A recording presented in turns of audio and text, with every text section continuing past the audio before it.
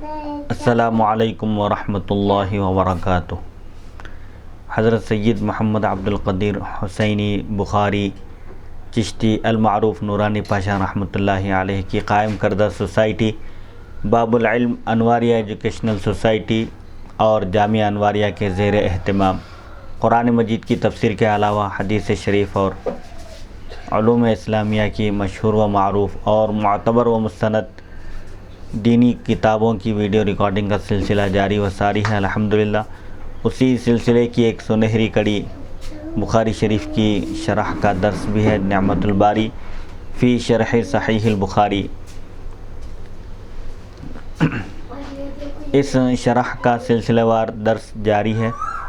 آج کی اس نشست کا آغاز انشاءاللہ ہم حدیث نمبر 1243 سے کریں گے۔ بسم اللہ الرحمن الرحیم۔ حدثنا یحیی بن بکیر قال حدثنا لیث عن عقیل عن ابن شہاب قال اخبرنی خارجۃ بن زید بن ثابت ان ام العلاء امرأة من الانصار بایعت النبی صلی اللہ علیہ وسلم اخبرته انه اقتسم المهاجرون قرعة فطار لنا عثمان بن مضعون فانزلناه في ابياتنا فوجع وجعه الذي توفي فيه فلما توفي وغسل وكفن في أثوابه دخل رسول الله صلى الله عليه وسلم فقلت رحمة الله عليك أبا السائب فشهادتي عليك لقد أكرمك الله فقال النبي صلى الله عليه وسلم وما يدريك أن الله أكرمه فقلت بأبي أنت يا رسول الله فمن يكرمه الله فقال أما هو فقد جاءه اليقين والله إني لأرجو له الخير والله ما أدري وأنا رسول الله ما يفعل بي قالت فوالله لا أزكي أحدا بعده أبدا۔ حدثنا سعيد بن عفير قال حدثنا الليث مثله وقال نافع بن يزيد عن عقيل ما يفعل به وتابعه شعيب وعمر بن دينار ومعمر۔ امام بخاری رحمۃ اللہ علیہ روایت کرتے ہیں، ہمیں یحییٰ بن بکیر نے حدیث بیان کی، انہوں نے کہا ہمیں لیث نے حدیث بیان کی عقیل سے، انہوں نے ابن شہاب زہری سے انہوں نے کہا مجھے خارجہ بن زید بن ثابت نے خبر دی کہ حضرت ام العلاء رضی اللہ عنہا جو ایک انصاری خاتون تھیں، انہوں نے نبی کریم صلی اللہ علیہ وسلم سے بیعت کی تھی۔ وہ بیان کرتی ہیں کہ مہاجرین کو قرعہ اندازی کے ذریعے تقسیم کیا گیا۔ جب مسلمان کفار کے ظلم و ستم سے تنگ آ کر اللہ کے حکم سے مدینہ منورہ کی طرف ہجرت کیے تو اس وقت ان کے پاس نہ مال تھا نہ دولت تھی۔ ایسے موقع پر حضور صلی اللہ علیہ وسلم نے انصار اور مہاجرین کے درمیان مواخات قائم فرمائی تھی، یعنی جو مہاجر صحابہ تھے ان کو انصاری صحابہ کے حوالے کیا۔ چنانچہ آپ فرماتی ہیں کہ مہاجرین کو قرعہ اندازی کے ذریعے تقسیم کیا گیا کہ کس کا قیام کس کے پاس رہے گا اور کس کے کھانے پینے کی ذمہ داری کون لیں گے، اس کے لیے قرعہ اندازی کی گئی۔ تو ہمارے حصے میں حضرت عثمان بن مضعون رضی اللہ عنہ آئے، آپ کا نام آیا قرعہ میں، پس ہم نے ان کو اپنے گھر میں ٹھہرایا،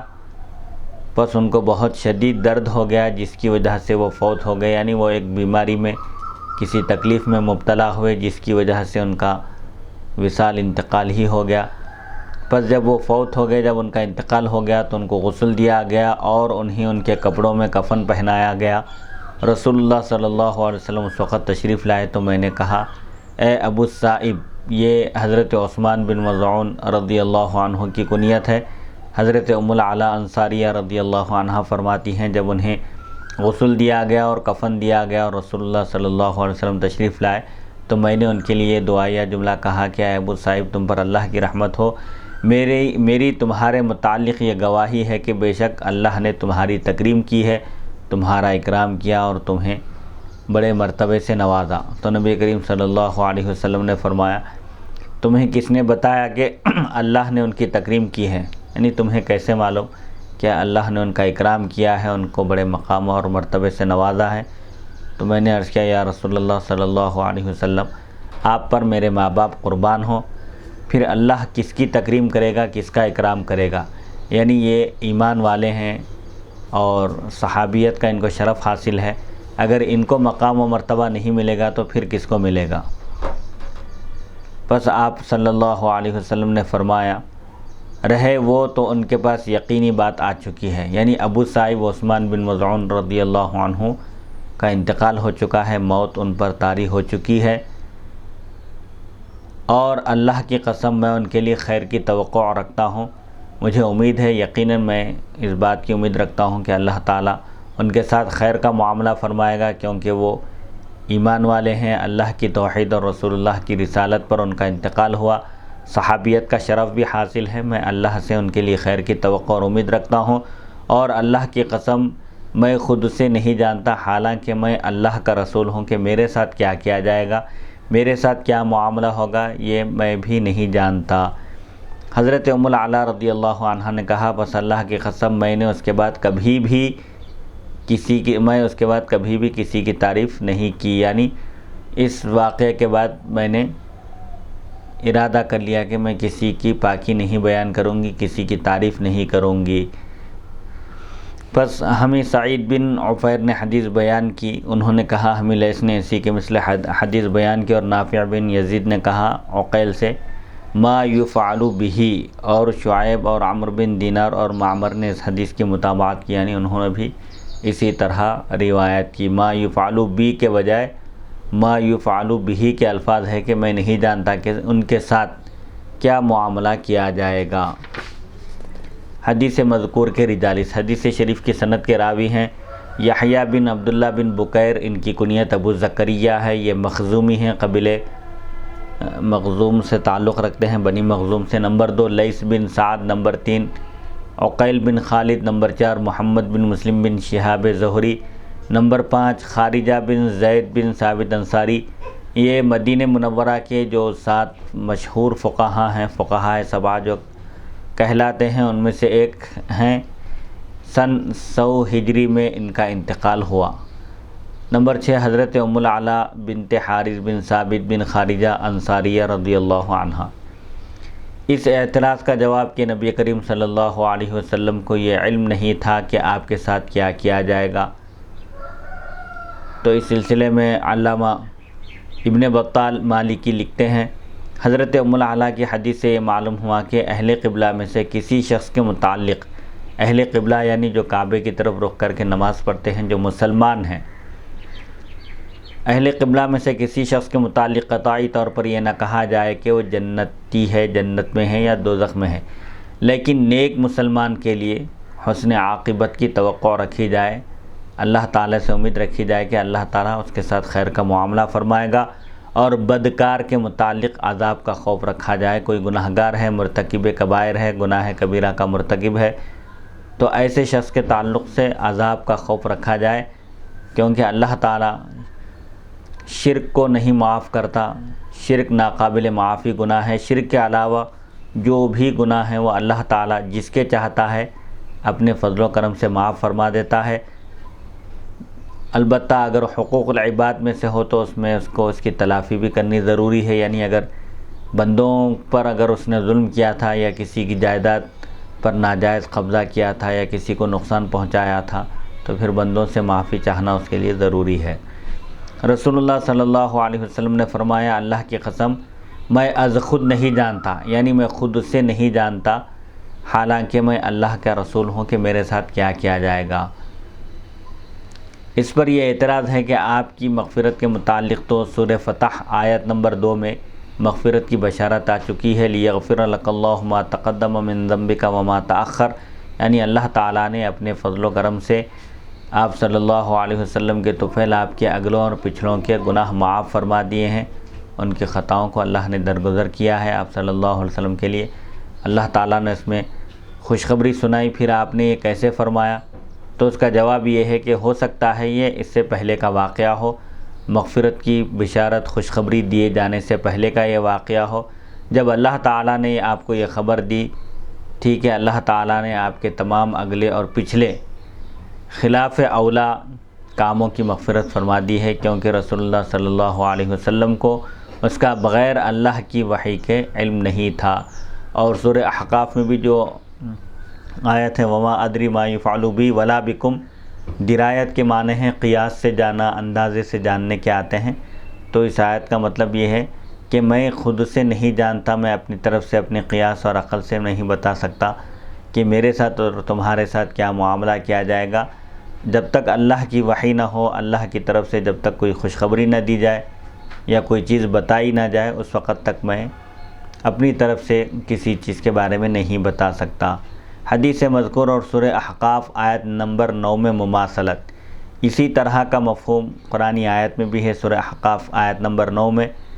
ان دونوں میں مماثلت پائی جاتی ہے۔ اس کی تشریح کرتے ہوئے کہتے ہیں، جس طرح حضرت ام العلا کی حدیث میں رسول اللہ صلی اللہ علیہ وسلم کا یہ ارشاد ہے، اللہ کی قسم میں از خود نہیں جانتا، میں خود سے نہیں جانتا، حالانکہ میں اللہ کا رسول ہوں کہ میرے ساتھ کیا کیا جائے گا۔ اسی طرح اس آیت میں اللہ تعالیٰ کا ارشاد ہے، اعوذ باللہ من الشیطان الرجیم، قل ما کنت بدعا من الرسل ما یفعل بی ولا بکم وما ادری ما یفعل بی ولا بکم۔ آپ صلی اللہ علیہ وسلم فرما دیجئے کہ میں رسولوں میں سے کوئی انوکھا، کوئی نیا رسول نہیں ہوں۔ یعنی سابق میں بھی انبیاء آتے رہے، اللہ تعالیٰ کی وحدانیت کا درس دیتے رہے، تو میں کوئی تمہارے درمیان نیا رسول نہیں ہوں، اور نہ میں از خود جانتا ہوں کہ میرے ساتھ کیا کیا جائے گا، اور نہ میں از خود یعنی خود سے یہ جانتا ہوں کہ تمہارے ساتھ کیا کیا جائے گا۔ اکثر علماء، جمہور مفسرین کا مختار قول، پسندیدہ قول یہ ہے کہ آپ کا مطلب یہ تھا کہ میں از خود یہ نہیں جانتا کہ آخرت میں میرے ساتھ کیا کیا جائے گا،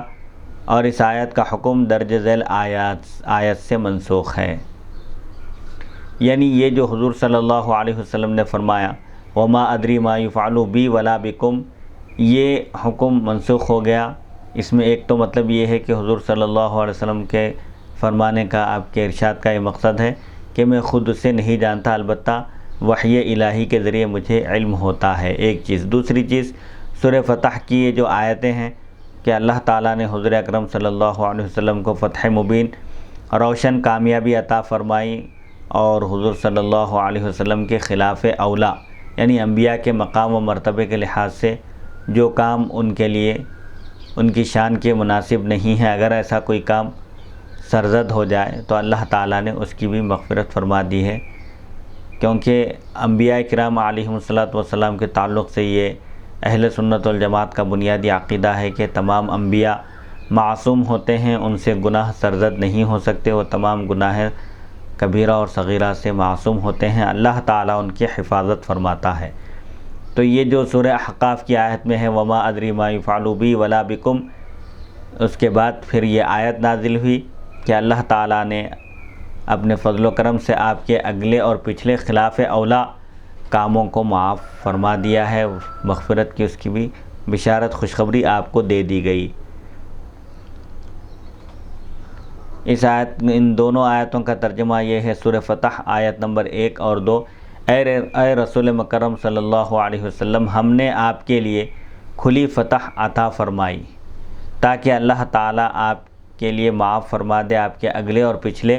بظاہر خلاف اولا سب کام، یعنی جو خلاف اولا ہیں، انبیاء کی شان کے مناسب نہیں ہیں، ایسے سب کام اللہ تعالیٰ نے اگر آپ سے ہوئے ہیں تو ان سب کو بھی معاف فرما دیا ہے، اور آپ پر اپنی نعمت پوری کر دی، اور آپ کو تاکہ آپ کو سیدھے راستے پر، صراط مستقیم پر ثابت قدم رکھے۔ چونکہ سورہ فتح آیت 2 سے آپ کو معلوم ہو گیا کہ آپ کے خلاف اولا کاموں کی مغفرت کر دی گئی ہے، اس لیے تمام مستند اور محقق مفسرین نے یہ کہا ہے کہ اب سورہ احقاف آیت نمبر 9 کا یہ حکم منسوخ ہو گیا کہ آپ یہ کہیں کہ میں نہیں جانتا کہ میرے ساتھ کیا کیا جائے گا، کیونکہ اب آپ جانتے ہیں کہ آپ کے ساتھ کیا کیا جائے گا اور آپ کی امت کے ساتھ کیا کیا جائے گا۔ جب یہ آیت نازل ہوئی لیغفر لک اللہ ما تقدم من ذنبک، تو صحابہ نے عرض کیا کہ آپ کے بارے میں تو اللہ تعالیٰ نے خوشخبری سنا دی ہے، اور اب ہمارے لیے کیا حکم ہے، جیسا کہ آپ نے فرمایا وما ادری ما یفعل بی ولا بکم، تمہارے ساتھ بھی کیا معاملہ ہوگا میں یہ نہیں جانتا۔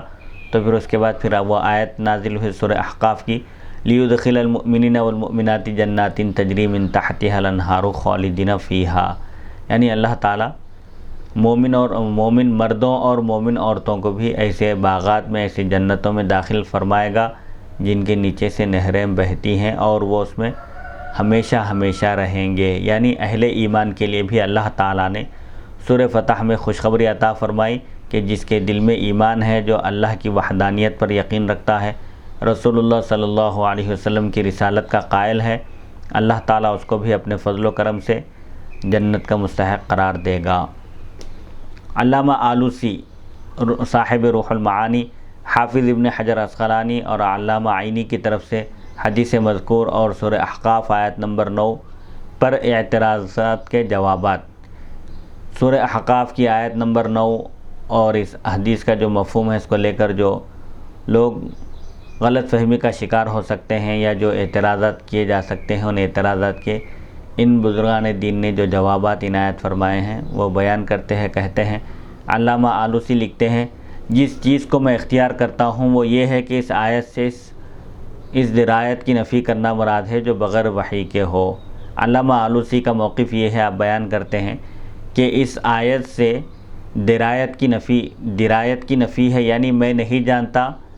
میں قیاس کے ذریعے، عقل کے ذریعے نہیں جانتا جب تک مجھ پر وحی نازل نہ کی جائے۔ حضور کے فرمانے کا مقصد یہ ہے کہ جب تک وحی نازل نہ ہو میں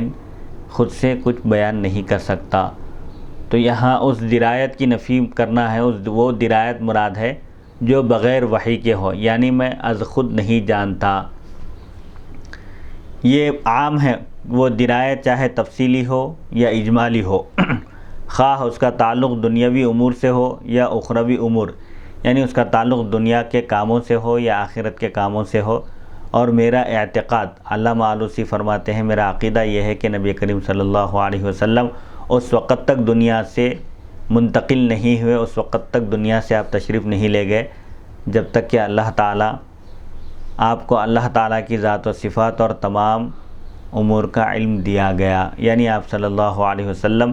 جب دنیا سے رخصت ہوئے، پردہ فرمائے، تو اس وقت اللہ تعالیٰ نے آپ کو اپنی ذات اور صفات کا علم عطا فرمایا تھا، اور جن چیزوں کے علم کو کمال قرار دیا جاتا ہے ان تمام چیزوں کا علم آپ صلی اللہ علیہ وسلم کو دے دیا گیا، اور آپ کو اتنا علم دیا گیا کہ تمام جہانوں میں کسی کو اتنا علم نہیں دیا گیا۔ اور میرا یہ عقیدہ نہیں ہے کہ دنیا کے بعض جزوی حوادث، دنیا کے بعض حوادث یعنی حادثات کا علم نہ ہونے کی وجہ سے آپ کے علم کا کمال نہیں رہے گا۔ مثلا یہ کہ زید آج اپنے گھر میں کیا کر رہا ہے اور کل کیا کرے گا، اگر ایسی چیزوں کا علم نہیں ہے تو اس سے کچھ فرق نہیں پڑتا، یہ کوئی اہم چیز نہیں ہے۔ اصل بنیادی جو چیز ہے دنیا کے اکثر امور اور آخرت میں پیش آنے والے امور کا علم ہونا، یہ اصل کمال ہے۔ دنیاوی حادثات یا بعض ایسے غیر ضروری چیزوں کا علم اگر نہ ہو تو اس سے کمال میں کوئی فرق نہیں پڑتا۔ اور میں کسی قائل کے اس قول کو اچھا نہیں جانتا کہ نبی کریم صلی اللہ علیہ وسلم غیب کو جانتے ہیں۔ اس کو اس کے بجائے یہ کہنا چاہیے کہ نبی کریم صلی اللہ علیہ وسلم کو اللہ تعالیٰ نے غیب پر مطلع فرما دیا ہے، یا اللہ سبحانہ و تعالیٰ نے آپ کو غیب کا علم عطا فرمایا ہے، یا اس طرح کی کوئی اور بات کہنی چاہیے۔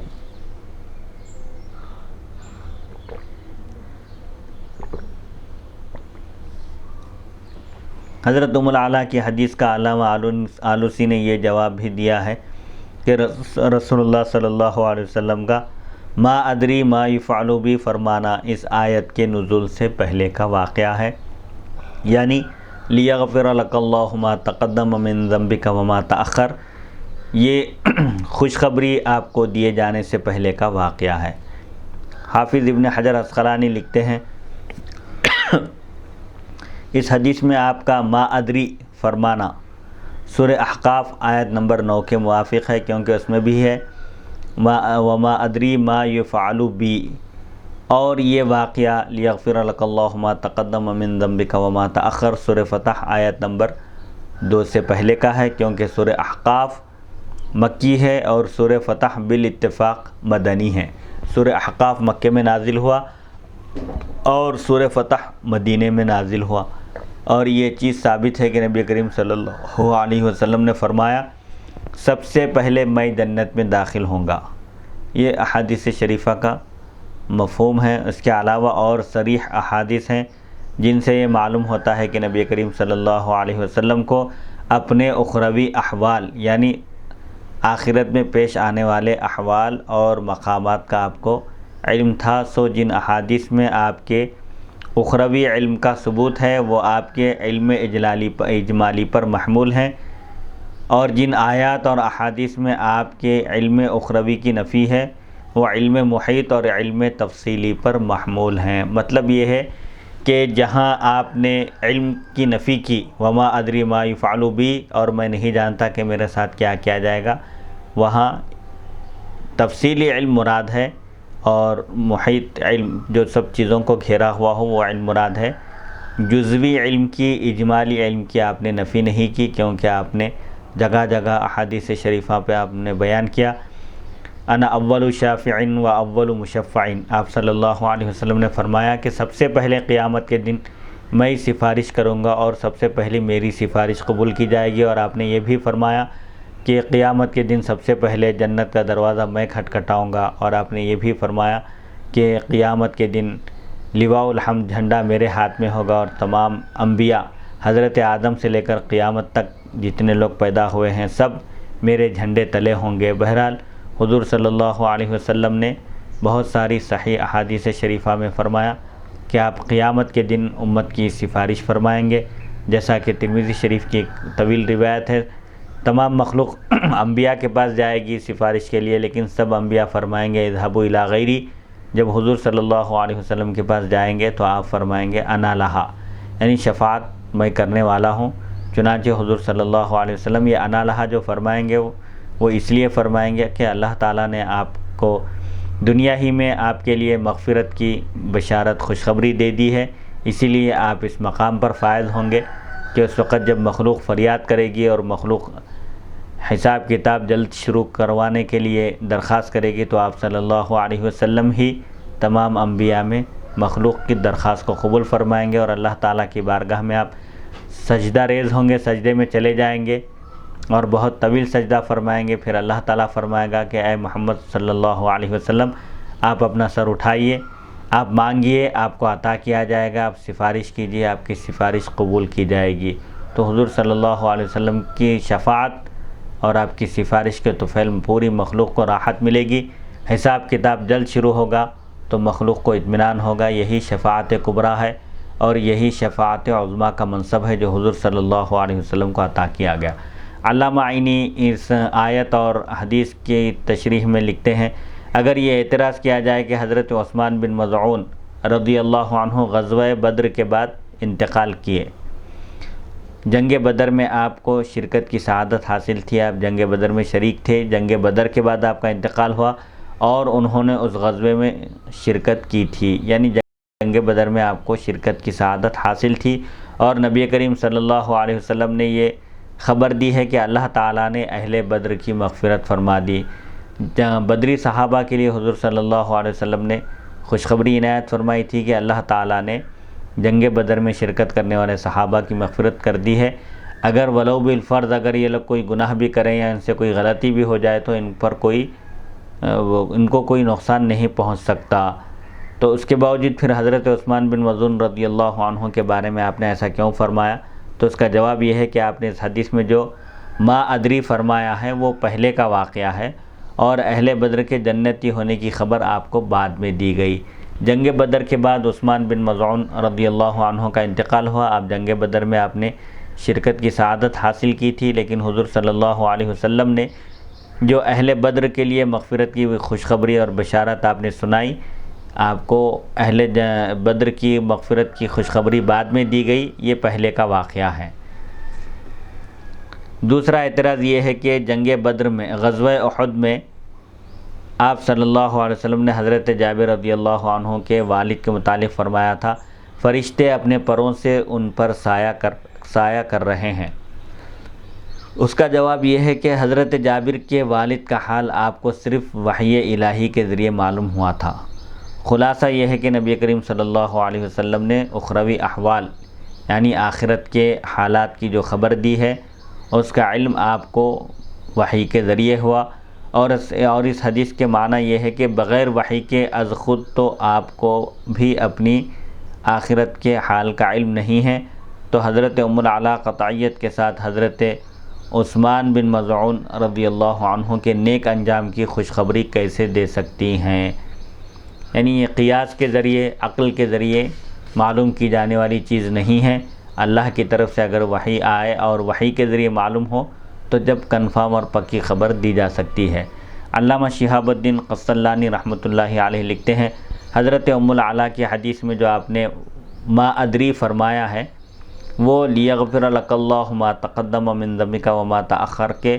نزول سے پہلے کا واقعہ ہے، سورہ فتح کے نازل ہونے سے پہلے کا واقعہ ہے، کیونکہ سورہ احقاف مکی ہے، مکے میں نازل ہوئی، اور سورہ فتح مدنی ہے، مدینہ منورہ آنے کے بعد نازل ہوئی۔ اور آپ کو پہلے اپنی مغفرت کلی کا علم نہیں تھا، کیونکہ اللہ تعالیٰ نے آپ کو اس کا علم نہیں دیا تھا۔ پھر اس کے بعد اللہ تعالیٰ نے آپ کو اس کا علم عطا فرمایا تو آپ نے اس کو جان لیا۔ علامہ بیضاوی نے کہا کہ دنیا اور آخرت کا پہلے آپ کو تفصیلی علم نہ تھا۔ علامہ برماوی نے کہا کہ بعض تفاصیل آپ سے مخفی تھیں۔ بہرحال خلاصہ یہ ہے کہ یہ جو آپ نے فرمایا وما ادری ما یفعل بی ولا بکم، جو سورہ احقاف کی آیت ہے، اور اس حدیث میں بھی جو فرمایا ما ادری ما یفعل بی، یہ دونوں واقعات مغفرت کی خوشخبری سنائے جانے سے پہلے کے ہیں، یعنی یہ حکم منسوخ ہو گیا۔ حضور صلی اللہ علیہ وسلم کو اپنی آخرت کا بھی علم ہے اور آپ کو اپنے امتیوں کے انجام کا بھی علم ہے۔ اعلیٰ حضرت امام احمد رضا خان صاحب فاضل بریلوی کی طرف سے سورہ احقاف آیت نمبر 9 اور حدیث مذکور پر اعتراض کا جواب۔ آیت نمبر 9 اور اس حدیث کے مفہوم پر جو اعتراض ہو سکتا ہے اس کا جواب دیتے ہوئے اعلیٰ حضرت امام احمد رضا خان صاحب فاضل بریلوی فرماتے ہیں کہ سورہ احقاف آیت نمبر 9 کو سورہ فتح آیت نمبر 2 سے منسوخ قرار دیا گیا ہے، چنانچہ وہ رشید احمد گنگوہی کے رد میں اس حدیث سے دلیل پیش کرتے ہوئے فرماتے ہیں، یہی مولوی رشید احمد صاحب پھر لکھتے ہیں، خود فخر عالم علیہ السلام فرماتے ہیں واللہ لا ادری ما یفعل بی ولا بکم، اور شیخ عبدالحق محدث دہلوی روایت کرتے ہیں کہ مجھ کو دیوار کے پیچھے کا بھی علم نہیں، قطع نظر اس کے کہ یعنی ان سب چیزوں کو چھوڑ کر اس حدیث اول خود آحاد ہے، یعنی خبر واحد ہے۔ سلیم الحواس کو سند لانی تھی تو وہ مضمون خود آیت میں تھا، اور قطع نظر اس کے کہ اس آیت و حدیث کے کیا معنی ہیں، اور قطع نظر اس کے کہ یہ کس وقت کے ارشاد ہیں، اور قطع نظر اس سے کہ خود قرآن عظیم اور احادیث صحیحہ بخاری اور صحیح مسلم میں اس کا ناسخ موجود ہے کہ جب آیت کریمہ، یعنی سب چیزوں کو چھوڑ کر اگر صرف یہ دیکھا جائے کہ یہ کس وقت کہا گیا، پھر اس کے بعد کون سی آیتیں نازل ہوئیں، اس پر بھی اگر غور کر لیا جائے تو یہ سب اعتراضات ختم ہو جاتے ہیں۔ لیغفر لک اللہ ما تقدم من ذنبک وما تأخر، اعلیٰ حضرت فرماتے ہیں تاکہ اللہ تعالیٰ آپ کے طفیل، آپ کے واسطے سے سب اگلے پچھلے گناہ معاف فرما دے۔ اس آیت کی بھی کئی تفسیریں کی گئی ہے۔ ایک تفسیر یہ کی ہے کہ اللہ تعالیٰ، تاکہ اللہ تعالیٰ آپ کے طفیل، آپ کے اگلوں اور پچھلوں کے گناہ معاف فرما دیں۔ ما تقدم من ذنبک سے مراد مفسرین نے لکھا ہے کہ حضرت آدم علیہ السلام سے جو خطا، جو لغزش ہوئی تھی وہ مراد ہے، اور وما تأخر سے مراد امت کے گناہ ہیں۔ اور بعض کہتے ہیں کہ اگر یہاں ذنب کے معنی خلاف اولا، جو گناہ نہیں ہے لیکن انبیاء کی شان کے مناسب نہیں ہے، بشری تقاضے کے لحاظ سے اگر ایسے کام بھی اگر سرزد ہو گئے ہیں یا سرزد ہو جائیں تو اللہ تعالیٰ نے سب کی مغفرت فرما دی ہے۔ صحابہ نے عرض کیا ہنیئا لک یا رسول اللہ لقد بین اللہ لک ماذا یفعل بک فماذا یفعل بنا، یا رسول اللہ صلی اللہ علیہ وسلم آپ کو مبارک ہو، آپ کے لیے مبارکبادی ہے۔ اس آیت میں خدا کی قسم اللہ بزرگ و برتن نے یہ تو صاف بیان فرما دیا کہ وہ آپ کے ساتھ کیا معاملہ فرمائے گا۔ اللہ نے آپ کی مغفرت فرما دی، آپ کے لیے بڑی خوشخبری عنایت فرمائی۔ اب رہا یہ کہ ہمارے ساتھ کیا ہوگا، وہ ہمارے ساتھ کیا کرے گا، یہ ہم کو نہیں معلوم ہے۔ تو اس موقع پر اس پر یہ آیت اتری لیدخل المؤمنین سے لے کر فوزا عظیمہ تک سورہ فتح کی آیتیں ہیں، تاکہ اللہ تعالیٰ اہل ایمان کو، ایمان والے مردوں اور ایمان والی عورتوں کو ان باغات میں داخل کرے، تاکہ داخل کرے جن کے نیچے نہریں بہتی ہیں، ہمیشہ وہ اس میں رہیں گے، اور تاکہ وہ ان کے گناہ مٹا دے، یعنی جو ایمان والے مرد ہیں، ایمان والی عورتیں ہیں، اللہ تعالیٰ ان کے گناہوں کا کفارہ کر دے، ان کے گناہوں کو معاف کر دے، اور یہ اللہ کے یہاں بڑی مراد پانا ہے۔ وَكَانَ ذَلِكَ عِندَ اللَّهِ فَوْزًا عَظِيمًا، یعنی جنت میں داخلہ اور تمام گناہوں کی معافی، ہمیشہ ہمیشہ جنت میں رہنا، یہ بہت بڑی کامیابی ہے۔ اللہ تعالیٰ نے صحابہ کے لیے بھی خوشخبری عنایت فرمائی کہ صحابہ کے ساتھ بھی کیا معاملہ ہوگا، وہ بھی سب جنت کے مستحق ہیں۔ اللہ تعالیٰ نے سب سے جنت کا وعدہ فرمایا، وَكُلًّا وَعَدَ اللَّهُ الْحُسْنَى، ہر صحابی سے اللہ تعالیٰ کا جنت کا وعدہ ہے۔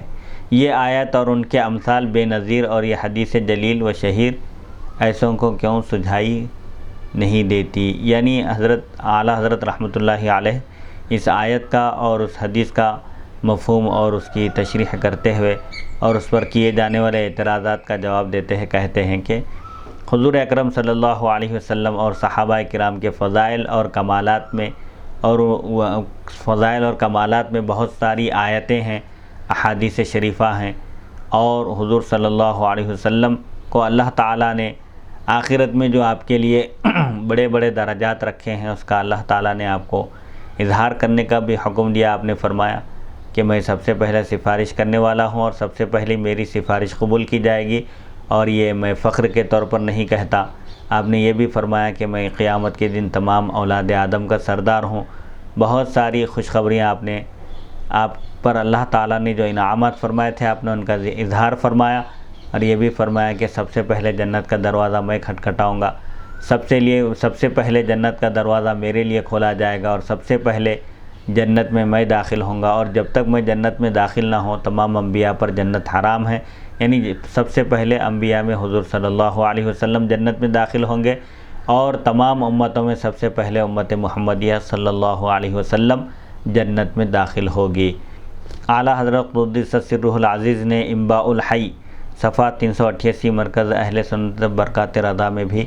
کئی احادیث کے حوالے سے اس طرح لکھا ہے۔ صدر الافاضل سید محمد نعیم الدین مراد آبادی نے بھی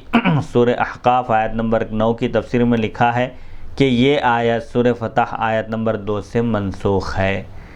حدیث نمبر 1244، حدثنا محمد بن بشار قال حدثنا غندر قال حدثنا شعبۃ قال سمعت محمد بن المنکدر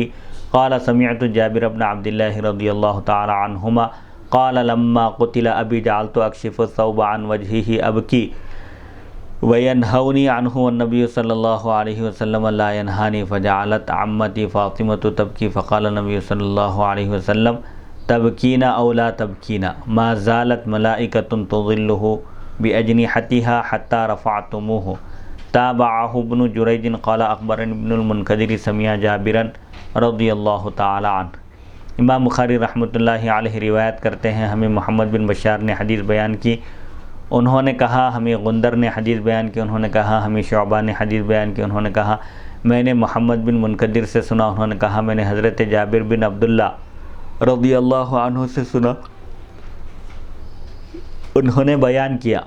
جب میرے والد کو شہید کر دیا گیا تو میں ان کے چہرے سے کپڑا ہٹا کر رو رہا تھا، اور لوگ مجھے اس سے منع کر رہے تھے، اور نبی کریم صلی اللہ علیہ وسلم مجھے اس سے منع نہیں فرما رہے تھے، یعنی نبی کریم صلی اللہ علیہ وسلم نے مجھے والد کی وفات پر روتا ہوا دیکھا، لیکن آپ نے مجھے منع نہیں فرمایا، لوگ روک رہے تھے۔ پھر میری پھوپھی فاطمہ رونے لگی تو نبی کریم صلی اللہ علیہ وسلم نے فرمایا تم رو یا نہ رو، فرشتے ان پر اپنے پروں سے سایہ کر رہے ہیں، ان کا مقام و مرتبہ اتنا بلند ہے کہ فرشتے ان پر سایہ کیے ہوئے ہیں، حتیٰ کہ تم نے ان کے جنازے کو اٹھا لیا، یعنی جب تک تم ان کے جنازے کو نہیں اٹھاؤ گے، اس طرح رکھو گے، اللہ کے فرشتے ان پر رحمت کا سایہ کیے ہوئے رہیں گے۔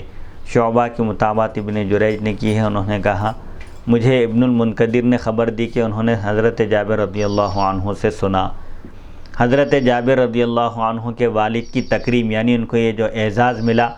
کہ جب ان کی شہادت ہوئی تو فرشتے ان پر سایہ کر رہے تھے، رسول اللہ صلی اللہ علیہ وسلم نے فرمایا فرشتے حضرت جابر رضی اللہ عنہ کے والد کے اوپر اپنے پروں سے سایہ کر رہے ہیں۔ اس کا معنی یہ ہے کہ فرشتے ان کے والد کا احترام کر رہے ہیں اور ان کی روح کو اوپر لے کر جا رہے ہیں۔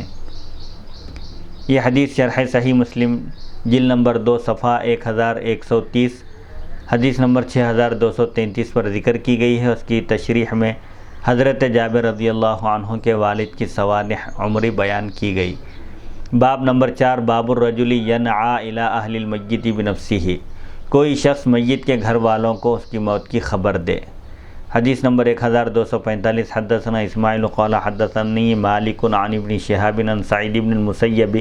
ان رسول اللہ صلی اللہ علیہ وسلم عن النجاشی فی اليوم الذي مات فیہ خرج الى المصلی فصف بهم وکبر 4۔ امام بخاری رحمۃ اللہ علیہ روایت کرتے ہیں، ہمیں اسماعیل نے حدیث بیان کی،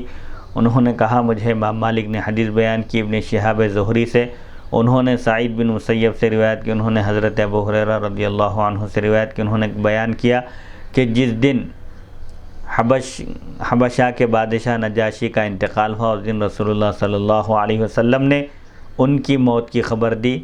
آپ عیدگاہ کی طرف نکلے، آپ نے مسلمانوں کی صفیں بنائیں اور 4 تکبیریں پڑھی، یعنی نجاشی کی آپ نے نماز جنازہ پڑھی۔ غائبانہ نماز جنازہ تھی، یہ حضور صلی اللہ علیہ وسلم کے سامنے جنازہ نہیں تھا، آپ نے غائبانہ نماز جنازہ ادا فرمائی۔ اب اس سلسلے میں فرماتے ہیں کہ غائبانہ نماز جنازہ درست ہے یا نہیں۔ احناف کے پاس غائبانہ نماز جنازہ درست نہیں ہے، شوافے کے پاس اس کی اجازت ہے۔ علامہ ابن بطال مالکی لکھتے ہیں نبی کریم صلی اللہ علیہ وسلم نے مسلمانوں کو نجاشی کی موت کی خبر دی اور خصوصاً ان کی غائبانہ نماز جنازہ پڑھی، کیونکہ عام مسلمانوں کے علم میں ان کا اسلام لانا نہیں تھا، تو یعنی عام مسلمان نہیں جانتے تھے کہ حبشہ کے بادشاہ نجاشی نے اسلام قبول کر لیا ہے، تو آپ صلی اللہ علیہ وسلم نے یہ ارادہ کیا کہ تمام مسلمانوں کو ان کے اسلام کی خبر دیں، یعنی آپ نے نماز جنازہ اس لیے پڑھائی تاکہ مسلمانوں کو معلوم ہو جائے کہ نجاشی بادشاہ نے اسلام قبول کیا تھا، وہ مسلمان تھے، اور تمام مسلمانوں کے ساتھ ان کے حق میں دعا کریں تاکہ انہیں تمام مسلمانوں کی دعا کی برکت حاصل ہو۔ یہ حضور صلی اللہ علیہ وسلم کی خصوصیت تھی، آپ نے جو نماز جنازہ پڑھائی، اس خصوصیت کی دلیل یہ ہے کہ نبی کریم صلی اللہ علیہ وسلم نے مسلمانوں میں سے کسی کی بھی نماز جنازہ، آپ نے غائبانہ نماز جنازہ نہیں پڑھی، اور نہ ان مہاجرین اور انصار کی جو مختلف شہروں میں انتقال کر گئے تھے۔ صحابہ کرام رضی اللہ عنہم حضور صلی اللہ علیہ وسلم کے عہد مبارک میں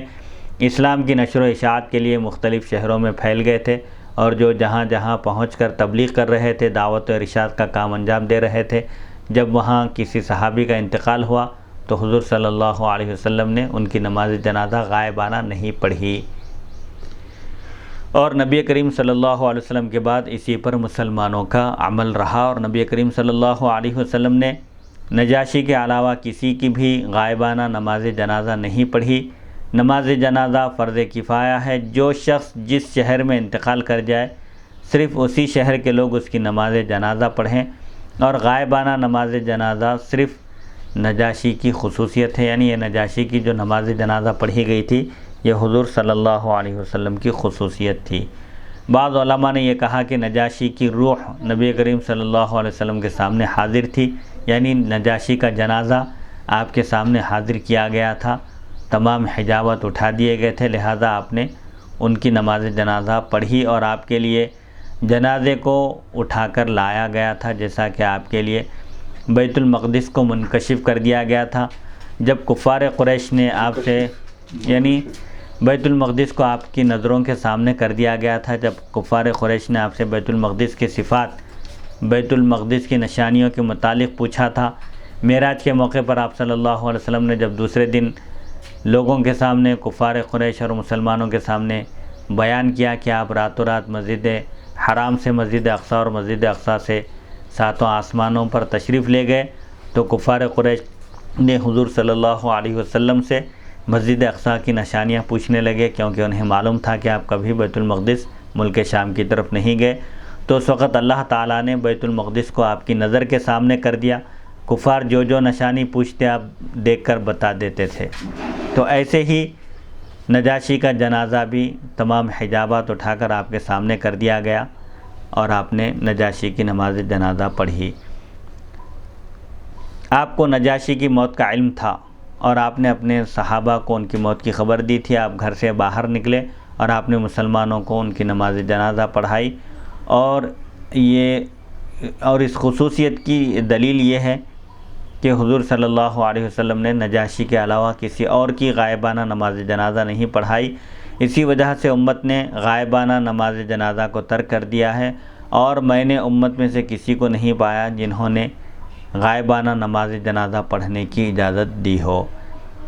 علامہ غلام رسول سعیدی صاحب کہتے ہیں، میں کہتا ہوں کہ نبی کریم صلی اللہ علیہ وسلم نے 3 اور مسلمانوں کی غائبانہ نماز جنازہ پڑھی ہے، اور وہ بھی آپ کی خصوصیت ہے۔ حضرت انس بن مالک رضی اللہ عنہ بیان کرتے ہیں کہ حضرت جبریل علیہ السلام نبی کریم صلی اللہ علیہ وسلم کی خدمت میں حاضر ہوئے اور کہا اور عرض کیا کہ معاویہ بن معاویہ لیثی فوت ہو گئے ہیں، ایک صحابی ہیں، کیا آپ ان کی غائبانہ نماز جنازہ پڑھنا چاہتے ہیں؟ تو آپ صلی اللہ علیہ وسلم نے فرمایا ہاں۔ حضرت جبریل نے اپنے پیر زمین پر مارے، پس جو درخت اور ٹیلا تھا وہ زمین کے برابر ہو گیا، یعنی جتنے بھی درمیان میں درخت اور ٹیلے پہاڑ وغیرہ تھے وہ سب زمین کے برابر ہو گئے، اور ان کا جنازہ اٹھا کر لایا گیا معاویہ بن معاویہ لیثی کا، حتیٰ کہ آپ صلی اللہ علیہ وسلم نے ان کے جنازے کو دیکھا اور ان کی نماز جنازہ پڑھی، اور آپ کے پیچھے فرشتوں کی 2 صفیں تھیں اور ہر صف میں 70,000 فرشتے تھے۔ پس نبی کریم صلی اللہ علیہ وسلم نے حضرت جبریل سے پوچھا، اے جبریل، ان کو اللہ کی جناب میں یعنی اللہ کے حضور میں، اللہ کے پاس یہ مرتبہ اور یہ شرف، یہ سعادت کس وجہ سے حاصل ہوئی؟ تو حضرت جبریل نے عرض کیا، یہ قل هو اللہ احد سورہ اخلاص پڑھنے سے محبت کرتے تھے، یعنی ان کو سورہ اخلاص بہت پسند تھا،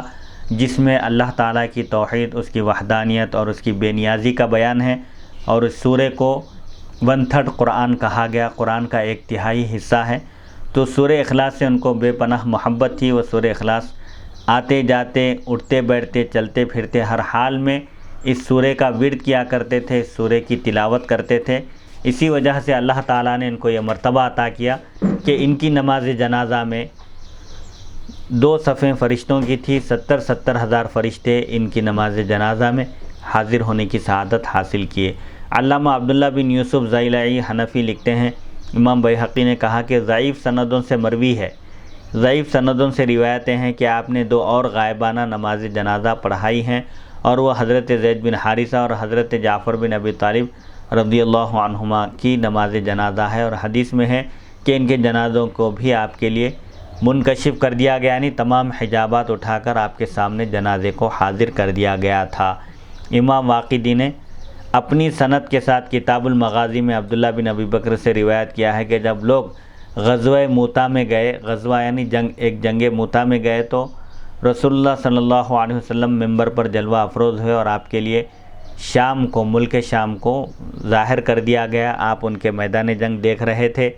صحابہ اکرام جو جنگ کر رہے تھے، آپ کے سامنے جنگ کا منظر پیش کر دیا گیا۔ نبی کریم صلی اللہ علیہ وسلم نے فرمایا اب جھنڈا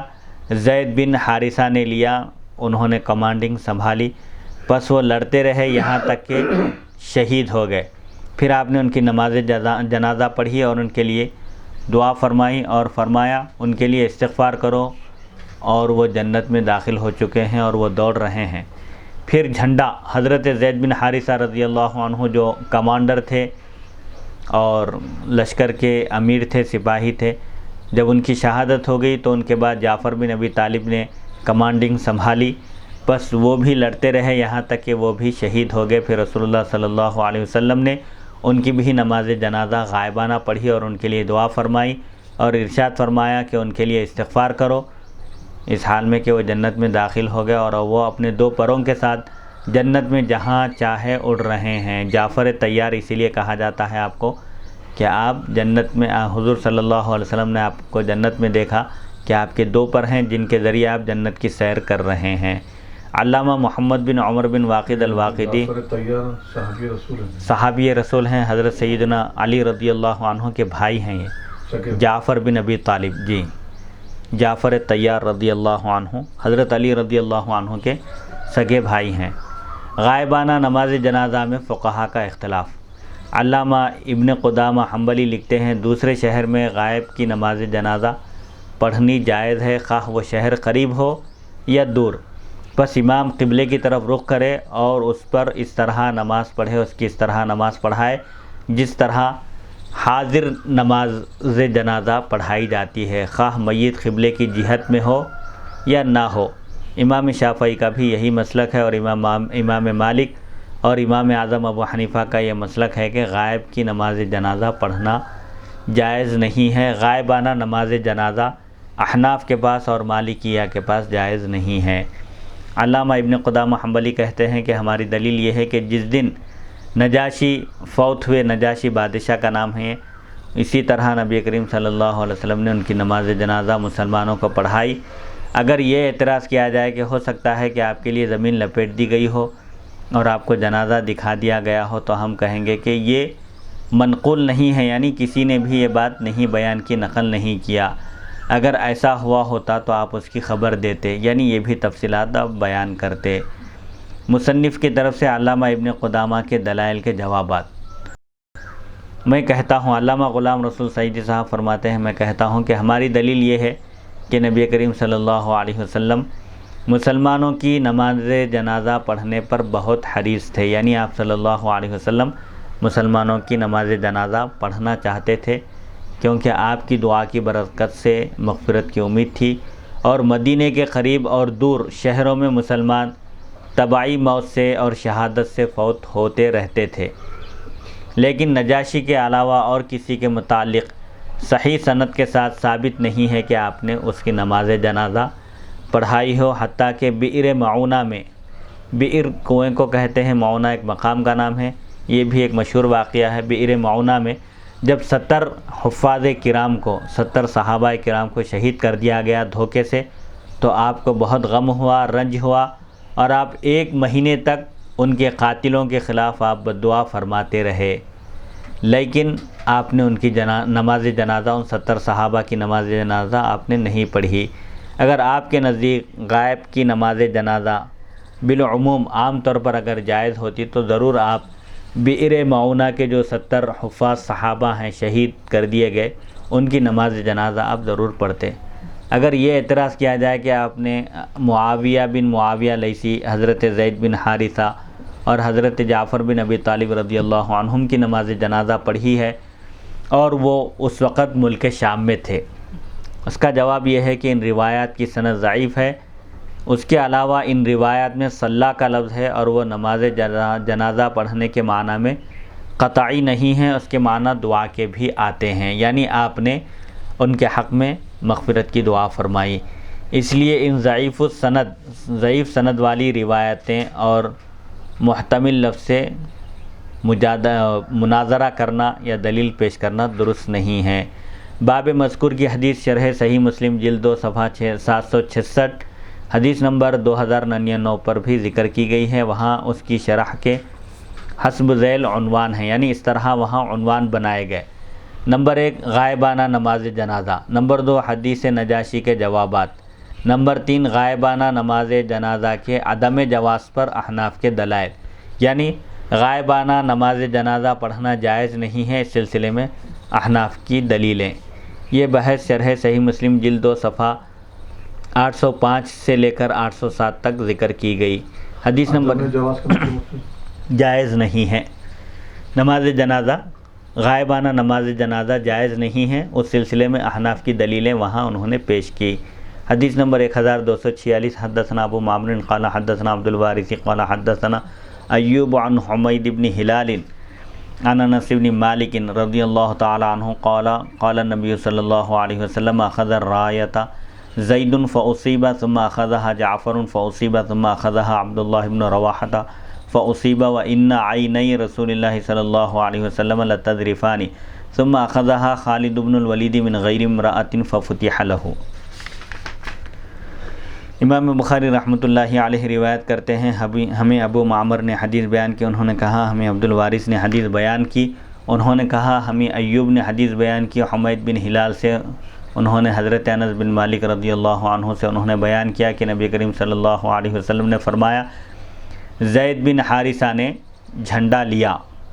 بس وہ شہید ہو گئے۔ پھر عبداللہ بن رواحہ نے جھنڈا لیا، بس وہ شہید ہو گئے۔ یقیناً رسول اللہ صلی اللہ علیہ وسلم کی دونوں آنکھوں سے آنسو بہہ رہے تھے جس وقت آپ یہ بیان کر رہے تھے۔ پھر بغیر کسی مشورے کے خالد بن ولید رضی اللہ عنہ نے کمانڈنگ سنبھالی اور ان کو فتح حاصل ہوئی۔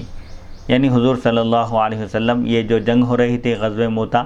اس کو آپ اپنی آنکھ سے آپ اس کا مشاہدہ فرما رہے تھے۔ آپ نے دیکھا کہ اس جنگ میں زید بن حارثہ شہید ہو گئے، جعفر بن ابی طالب شہید ہو گئے، حضرت عبداللہ بن رواحہ شہید ہو گئے۔ جب یہ اجلہ صحابہ شہید ہو گئے تو حضرت خالد بن ولید رضی اللہ عنہ نے جب یہ کیفیت دیکھی تو انہوں نے بغیر کسی کے مشورے کے، جب ضروری سمجھا انہوں نے اور مناسب سمجھا،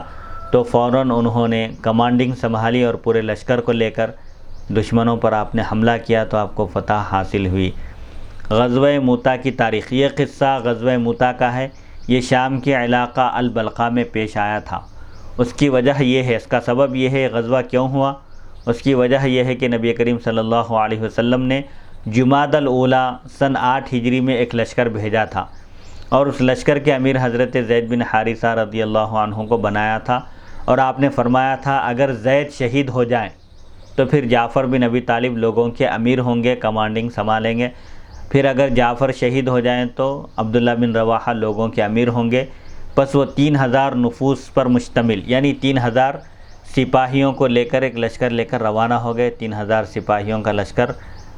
لے کر روانہ ہوئے، انہوں نے کفار سے مقابلہ کیا۔ پس حضرت زید بن حارثہ شہید ہو گئے، پھر حضرت جعفر بن ابی طالب نے جھنڈا لیا اور جنگ کی، یہاں تک کہ وہ بھی شہید ہو گئے۔ پھر حضرت عبداللہ بن رواحہ نے جھنڈا لیا اور جنگ کی، وہ بھی شہید ہو گئے۔ پھر حضرت خالد بن ولید رضی اللہ عنہ نے جھنڈا لیا، یعنی عموماً جیسے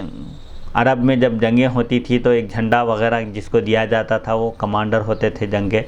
تو حضرت خالد بن ولید رضی اللہ عنہ نے جھنڈا لیا، یعنی لشکر کی آپ نے کمانڈنگ سنبھالی فوج کی، پس اللہ تعالیٰ نے آپ کو فتح عطا فرمائی۔ امام بخاری نے حضرت ابن عمر رضی اللہ عنہما سے روایت ذکر کی کہ ہم نے حضرت جعفر بن ابی طالب رضی اللہ عنہ کو تلاش کیا تو ان کو مقتولین میں پایا، جو لوگ شہید کر دیے گئے تھے ان میں پایا، اور ان کے جسم پر 70 سے زیادہ نیزوں اور تیروں کے زخم تھے۔ حضرت خالد بن ولید رضی اللہ عنہ سے یہ روایت ذکر کی ہے کہ جنگ موتا میں میرے ہاتھ میں 9 تلواریں ٹوٹ گئیں، پس میرے ہاتھوں میں صرف صحیفہ یمانیہ یعنی یمنی خنجر باقی رہ گیا۔ اس قدر گھمسان کی لڑائی ہوئی کہ حضرت خالد بن ولید رضی اللہ عنہ 9 تلواروں کا استعمال کیا اور 9 تلواریں بھی آپ کے ہاتھ میں ٹوٹ گئی۔ کفار سے لڑتے لڑتے آخر میں آپ کے ہاتھ میں ایک یمنی خنجر باقی رہ گیا۔ حضرت زید، حضرت جعفر اور حضرت عبداللہ بن رواحہ کا تعارف، ان کے بارے میں مختصر بیان کرتے ہیں کہ حضرت زید بن حارثہ رضی اللہ عنہ نبی کریم صلی اللہ علیہ وسلم کے آزاد کردہ غلام تھے۔ آپ نے ان کو آزاد کر کے اپنا متبنہ بنا لیا تھا، یعنی آپ نے ان کو اڈاپٹ کر لیا تھا۔ حضرت زید بن حارثہ رضی اللہ عنہ کے سوا اللہ تعالیٰ نے صحابہ میں سے کسی کا بھی قرآن مجید میں نام ذکر نہیں کیا، صرف ان کا نام، صرف زید بن حارثہ رضی اللہ عنہ کا نام ذکر فرمایا۔ سورہ احزاب آیت نمبر 37 میں ہے فلما قضا زید منہا وطرا، پس جب زید نے ان سے یعنی حضرت زینب بنت جحش رضی اللہ عنہ جو ان کے نکاح میں تھی، جب ان سے اپنی حاجت پوری کر لی۔ حضرت جعفر بن ابی طالب ہاشمی رضی اللہ عنہ، ان کو شہادت کے بعد اللہ بزرگ و برتر کی جانب سے 2 پر عطا کیے گئے تھے اور یہ جنت میں دوڑتے تھے، اسی لیے ان کو جعفر طیار کہا جاتا ہے۔ انہوں نے حبشہ اور مدینے کی طرف 2 ہجرتیں کی۔ یہ حبشہ میں مہاجرین کے امیر تھے۔ مکہ مکرمہ سے مدینہ منورہ کی طرف ہجرت سے پہلے چند صحابہ کفار کے قریش اور ان کے ظلم و ستم سے بچنے کے لیے انہوں نے حبشہ کی طرف ہجرت کی تھی۔ اس میں حضرت جعفر بن ابی طالب بھی تھے، اور آپ اس ہجرت میں جو لوگ شریک تھے ان کے آپ امیر بنائے گئے تھے۔ حضرت عبداللہ بن رواحہ قبیلہ خزرج کے رہنے والے، قبیلہ خزرج سے ان کا تعلق تھا، خزرجی ہیں، مدنی ہیں۔ یہ ان میں سے تھے جو مکے کی گھاٹیوں میں آ کر اسلام لائے تھے، بیعت عقبہ میں جو شریک تھے۔ رسول اللہ صلی اللہ علیہ وسلم کی نبوت کی دلیل، میت پر رونے کا جواز، یعنی میت پر رونا، آنسو بہانا جائز ہے، اور ضرورت کے وقت خود سے لشکر کا امیر بننا بھی جائز ہے۔ اس حدیث میں ہمارے نبی کریم صلی اللہ علیہ وسلم نے مدینے میں اس واقعے کی خبر دی جو موتا میں ہوا تھا، اور یہ غیب کی خبر تھی۔ دوسری بات، اس حدیث شریف میں میت پر رونے کا جواز معلوم ہوتا ہے۔ میت پر رونا، کسی کے انتقال پر آنسو بہانا جائز ہے، کیونکہ جب آپ صلی اللہ علیہ وسلم نے ان صحابہ کی شہادت کی خبر دی تو آپ کی آنکھوں سے آنسو بہہ رہے تھے۔ جس کے دل میں رحمت ہو اسی کی آنکھوں سے آنسو نکلتے ہیں، اور یہ اچھی صفت ہے۔ رونا منع نہیں ہے، البتہ بڑی آواز سے، بلند آواز سے رونا اور گلا شکوہ کرنا اور تقدیر پر رونا یا نعوذ باللہ من ذالک اللہ کو برا بھلا کہنا، یہ قطعاً جائز نہیں ہے۔ حضرت خالد بن ولید رضی اللہ عنہ کو کسی نے اس لشکر کا امیر نہیں بنایا تھا، وہ از خود امیر بن گئے تھے، یعنی خود سے انہوں نے جب دیکھا کہ اب اس وقت ضرورت ہے لشکر کو سنبھالنے کی اور کمانڈنگ کرنے کی، تو وہ خود سے امیر بن گئے۔ اس سے معلوم ہوا کہ جب قوم کا کوئی امیر نہ رہے اور بغیر امیر کے قوم کی ہلاکت کا خطرہ ہو، ڈر ہو، تو جو شخص اہل ہو، جس کے اندر صلاحیت ہو قوم کو لے کر چلنے کی، اسی طرح فوج کی کمانڈنگ سنبھالنے کی، تو اس کا از خود امیر بننا جائز ہے، کیونکہ رسول اللہ صلی اللہ علیہ وسلم حضرت خالد بن ولید رضی اللہ عنہ کے اس اقدام سے آپ خوش ہوئے، راضی ہوئے۔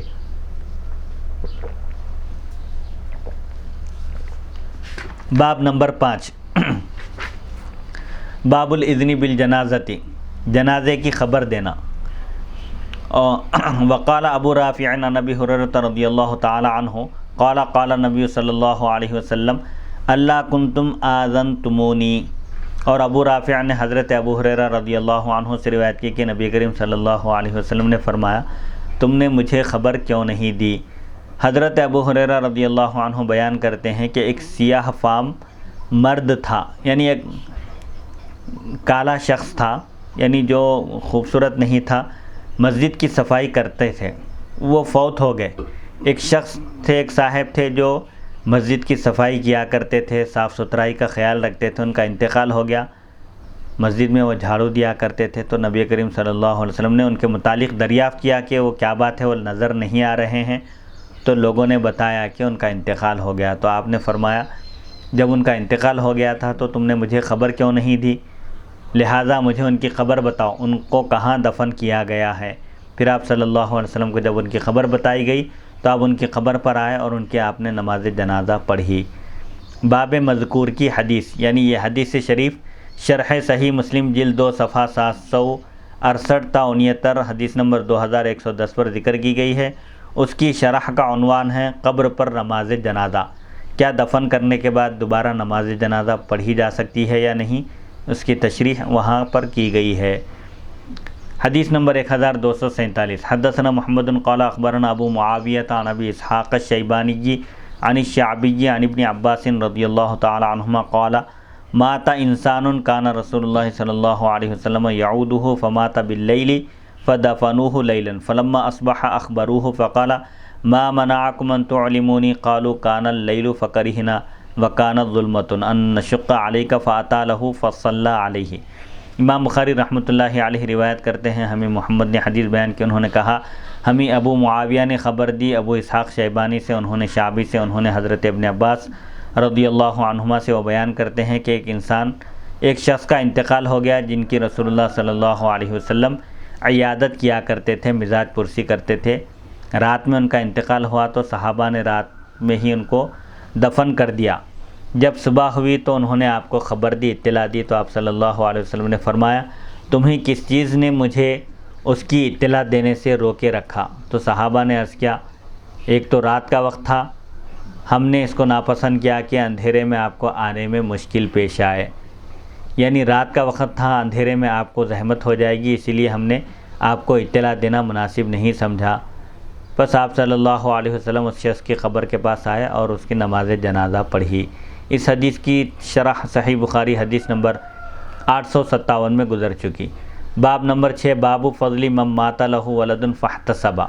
اس شخص کی فضیلت کا بیان جس کے بیٹے کا انتقال ہو جائے اور اس نے ثواب کی نیت سے صبر کیا، یعنی اس نے اللہ کی تقدیر پر راضی ہو کر اللہ کے فیصلے پر خوشی کا اظہار کیا اور اس کی رحمت اور مغفرت کی امید رکھی۔ وقال اللہ عز وجل وبشر الصابرین، اللہ بزرگ و برتر کا ارشاد ہے، اے حبیب صلی اللہ علیہ وسلم آپ صبر کرنے والوں کو خوشخبری دیجیے۔ اس پوری آیت کا ترجمہ اس طرح ہے، آپ ان صبر کرنے والوں کو خوشخبری دیجیے جب ان پر کوئی مصیبت آتی ہے تو وہ کہتے ہیں بے شک ہم اللہ ہی کے لیے ہیں اور بے شک ہم اسی کی طرف لوٹنے والے ہیں۔ اور مصیبت کا لفظ عام ہے، بیٹے کی موت کی مصیبت بھی اس میں شامل ہے۔ حدیث نمبر 1248، حدثنا ابو معمر قال حدثنا عبد الوارث قال حدثنا عبد العزیز عن انس رضی اللہ تعالی عنہ قال قال النبی صلی اللہ علیہ وسلم ما من الناس من مسلم يتوفى له ثلاث لم يبلغ الحنث الا ادخله الله الجنة بفضل رحمته اياهم۔ امام بخاری رحمۃ اللہ علیہ روایت کرتے ہیں، ہمیں ابو معمر نے حدیث بیان کی، انہوں نے کہا ہمیں عبد الوارث نے حدیث بیان کی، انہوں نے کہا ہمیں عبد العزیز نے حدیث بیان کی حضرت انس رضی اللہ عنہ سے، انہوں نے کہا کہ نبی کریم صلی اللہ علیہ وسلم نے فرمایا جس مسلمان کے بھی 3 ایسے لڑکے فوت ہو جائیں جو بلوغ کی عمر کو نہ پہنچے ہوں تو اس شخص کی ان بچوں پر رحمت کے فضل کی وجہ سے اللہ تعالیٰ اس شخص کو جنت میں داخل کر دے گا۔ یعنی جس شخص کے 3 نابالغ لڑکوں کا، بچوں کا، چاہے لڑکے ہوں یا لڑکیاں ہوں، 3 لڑکوں کا اگر انتقال ہو جائے تو اللہ تعالیٰ اس پر اتنی مہربانی کرے گا کہ ان بچوں کے طفیل اپنی رحمت اس پر نازل کرے گا اور اس کو داخل جنت کرے گا، جنت میں داخل ہونے کا مستحق قرار دے گا۔ حدیث مذکور کے رجال، اس حدیث شریف کی سند کے راوی ہیں نمبر 1 ابو معمر عبداللہ بن عمر، نمبر 2 عبد الوارث بن سعید، نمبر 3 عبد العزیز بن صہیب، نمبر 4 حضرت انس بن مالک رضی اللہ عنہ۔ حدیث مذکور کی عنوان سے مطابقت پر اعتراض کا جواب۔ عنوان ہے کہ جس شخص کے لڑکے کا انتقال ہو جائے، جس کا ایک بیٹا بھی فوت ہو جائے اور وہ ثواب کی نیت سے صبر کرے، یہ حدیث شریف، یہ باب کا عنوان ہے۔ باب اور حدیث شریف میں مطابقت نہیں ہے، عنوان ایک ہے اور حدیث شریف ایک بیان کی گئی، اس سلسلے میں فرماتے ہیں اس حدیث پر یہ اعتراض ہوتا ہے کہ اس حدیث کے عنوان میں ہے جو شخص اپنے فوت شدہ یعنی انتقال کیے ہوئے بیٹے پر ثواب کی نیت سے صبر کرے، اور حدیث میں اس کا ذکر نہیں ہے، تو اس کا جواب یہ ہے کہ اس کا اگرچہ صراحتاً ذکر نہیں ہے لیکن التزاماً ذکر ہے، لازمی طور پر اس کا ذکر آ گیا ہے، کیونکہ وہ جنت میں اسی وقت داخل ہوگا جب ثواب کی نیت سے اپنے معصوم بچوں کی موت پر صبر کرے گا، اپنے نابالغ لڑکوں کی موت پر صبر کرے گا، گلا شکوہ نہیں کرے گا اور اللہ کی تقدیر پر، اللہ کے فیصلے پر راضی رہ کر ثواب کی نیت سے صبر کرے گا، تبھی وہ جنت میں داخل ہوگا۔ اس حدیث شریف میں ایک لفظ آیا ہے الحنث، حنث کے معنی اور نابالغ بچوں کی موت پر صبر کی تخصیص کی وجہ بیان کرتے ہیں کہ نابالغ بچوں کی موت پر اگر کوئی صبر کرے تو نابالغ لڑکوں کی خصوصیت کیا ہے؟ اس حدیث میں مذکور ہے کہ وہ 3 بیٹے حنث کو نہ پہنچے ہوں۔ حنث کے معنی ہے گناہ، اور انسان کا کوئی فعل اسی وقت گناہ قرار دیا جاتا ہے جب وہ بالغ ہو چکا ہو، شریعت کی اصطلاح میں مکلف ہو چکا ہو، جس کی عمر عموماً لڑکے کے لیے بلوغ کی عمر، اگر بلوغ کی کوئی علامت ظاہر نہ ہو تو لڑکے کے لیے بلوغ کی عمر 15 سال بتائی گئی ہے اور لڑکی کے لیے 12 سال۔ اگر اس عمر سے پہلے بھی اگر بالغ ہونے کی کوئی علامت ظاہر ہو جائے تو پھر وہ شرعاً مکلف ہے، بالغ ہے، اس پر شریعت کے احکام لاگو ہوں گے۔ اس لیے اس کا معنی یہ ہے کہ جب وہ بلوغ کی عمر کو نہ پہنچے ہوں، نابالغ بچے اگر انتقال کر جائیں 3 کسی کے، اور وہ اللہ کے فیصلے پر راضی رہے، صبر کرے اور ثواب کی نیت سے صبر کرے تو اللہ تعالیٰ اس کو اپنے فضل سے جنت میں داخل فرمائے گا۔ نابالغ بچوں کی موت پر صبر کرنے کی وجہ سے جنت میں داخل ہونے کی بشارت، خوشخبری اس لیے دی گئی کہ نابالغ بچوں سے محبت اور شفقت اور ان پر رحمت بہت زیادہ ہوتی ہے۔ جو بچے معصوم ہوتے ہیں، چھوٹے ہوتے ہیں اور بلوغ کی عمر کو نہیں پہنچتے، عموماً فطری طور پر والدین کو ان بچوں سے بے انتہا محبت ہوتی ہے، ان پر شفقت کرتے ہیں اور ان کے ساتھ رحم و کرم کا معاملہ کرتے ہیں، اور بالغ بچوں پر اتنی شفقت اور رحمت نہیں ہوتی، کیونکہ عموماً اولاد بالغ ہونے کے بعد ماں باپ کی نافرمانیاں بہت زیادہ کرتی ہے، اسی لیے ان سے محبت کا وہ جذبہ نہیں رہتا جو عموماً چھوٹے بچوں کے ساتھ ہوتا ہے۔ حدیث نمبر 1249، حدثنا مسلم قال حدثنا شعبۃ قال حدثنا عبد الرحمن بن الاصبہانی عن ذکوان عبد الرحمن بن الأصبهاني عن ذکوان عن ابی سعید رضی اللہ تعالی عنہ ان النساء قلنا للنبی صلی اللہ علیہ وسلم اجعل لنا یوما فوعظهن وقال ایما امرأة مات لها ثلاثة من الولد كانوا حجابا من النار قالت امرأة واثنان قال واثنان۔ امام بخاری رحمۃ اللہ علیہ روایت کرتے ہیں ہمیں مسلم نے حدیث بیان کی، انہوں نے کہا ہمیں شعبہ نے حدیث بیان کی، انہوں نے کہا ہمیں عبد الرحمن بن اصبہانی نے حدیث بیان کی ذکوان سے، انہوں نے حضرت ابو سعید خدری رضی اللہ عنہ سے کہ عورتوں نے نبی کریم صلی اللہ علیہ وسلم سے عرض کیا کہ آپ ہمارے لیے ایک دن مقرر فرما دیں ہم کو نصیحت کرنے کے لیے، تو آپ صلی اللہ علیہ وسلم نے ان کو نصیحت فرمائی کہ جس خاتون کے بھی 3 بچے انتقال کر جائیں تو وہ اس کے لیے دوزخ کی آگ سے حجاب ہو جائیں گے، آڑ بن جائیں گے۔ ایک عورت نے کہا اگر 2 فوت ہوں تو آپ صلی اللہ علیہ وسلم نے فرمایا اور 2 بھی اگر فوت ہوں تو وہ 2 بچے اس کی ماں کو جہنم کی آگ سے بچائیں گے، اس کی ماں اور جہنم کی آگ کے درمیان آڑ بن جائیں گے، رکاوٹ بن جائیں گے۔ اس حدیث کی تشریح صحیح بخاری حدیث نمبر 101 میں گزر چکی۔ حدیث نمبر 1250 وقال شریک عن ابن الاصبہانی قال حدثني ابو صالح عن ابی سعید و ابی ہریرہ رضی اللہ تعالی عنہما عن النبی صلی اللہ علیہ وسلم قال ابو ہریرہ لم یبلغ الحنث۔ اور شریک نے کہا ابن الاصبہانی سے، انہوں نے کہا مجھے ابو صالح نے حدیث بیان کی حضرت ابو سعید اور حضرت ابو ہریرہ رضی اللہ عنہما سے، انہوں نے نبی کریم صلی اللہ علیہ وسلم سے روایت کی، حضرت ابو ہریرہ رضی اللہ عنہ نے فرمایا وہ بچے بلوغت کی عمر کو نہ پہنچے ہوں، ایسے بچے جو ابھی بالغ نہیں ہوئے، اگر وہ 2 بچے بھی انتقال کر جائیں تو وہ اپنے والدین کے لیے رکاوٹ بنیں گے، جہنم کی آگ سے بچانے کا ذریعہ بنیں گے۔ اس حدیث کی تشریح صحیح بخاری حدیث نمبر 102 میں گزر چکی ہے۔ حدیث نمبر 1251 حدثنا علی قال حدثنا سفیان قال سمعت الزہری عن سعید بن المسیب عن ابی ہریرہ رضی اللہ عنہ عن النبی صلی اللہ علیہ وسلم قال لا يموت لمسلم 3 من الولد فيلج النار الا تحلة القسم قال ابو عبداللہ وإن منکم الا واردها۔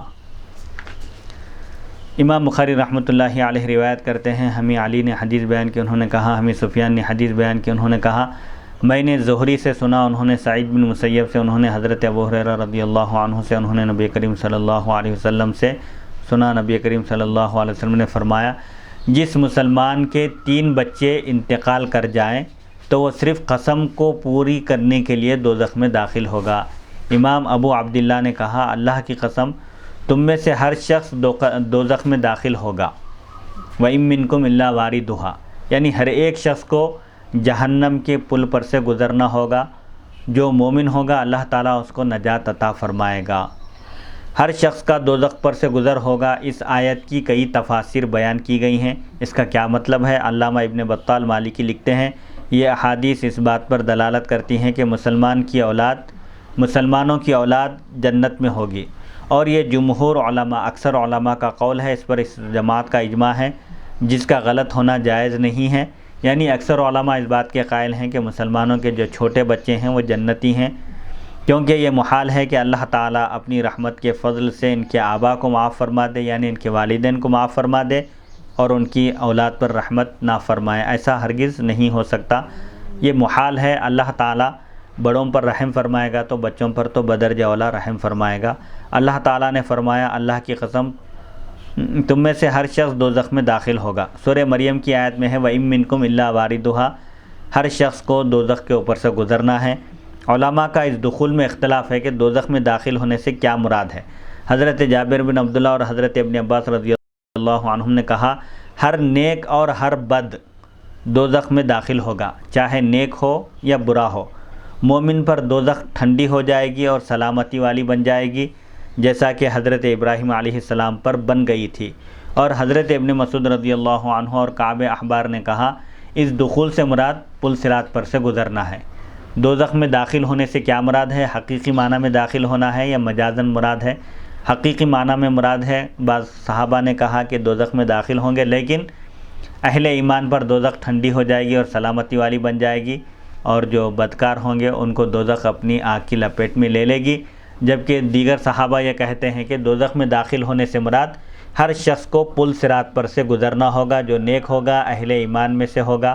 وہ دوزخ کے پل پر سے تیزی سے گزر جائے گا، سلامتی کے ساتھ گزرے گا، اور جو بدکار ہوگا، گناہگار ہوگا، کافر اور فاسق ہوگا، وہ جہنم میں گر جائے گا۔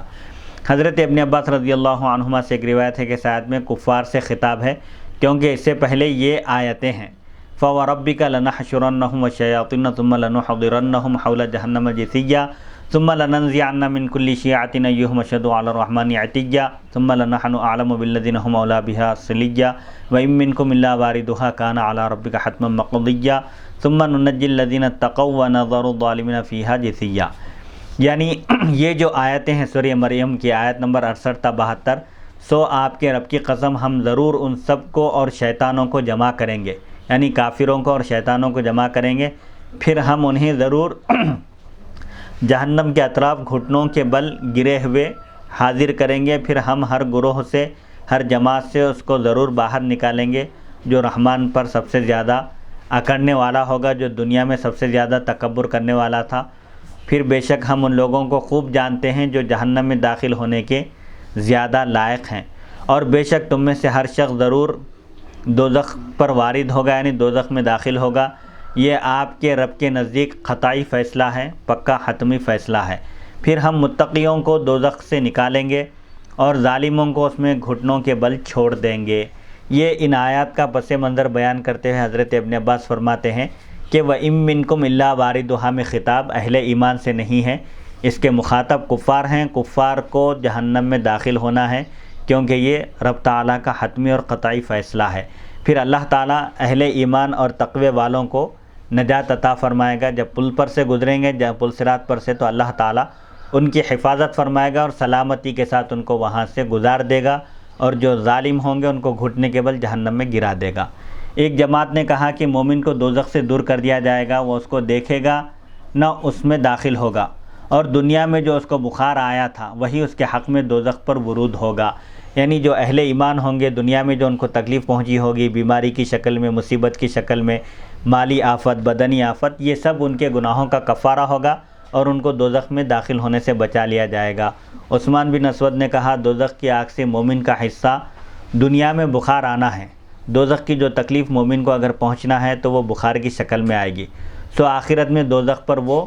وارد نہیں ہوگا، یعنی آخرت میں وہ دوزخ میں داخل نہیں ہوگا۔ حضرت ابو ہریرہ رضی اللہ عنہ بیان کرتے ہیں کہ رسول اللہ صلی اللہ علیہ وسلم نے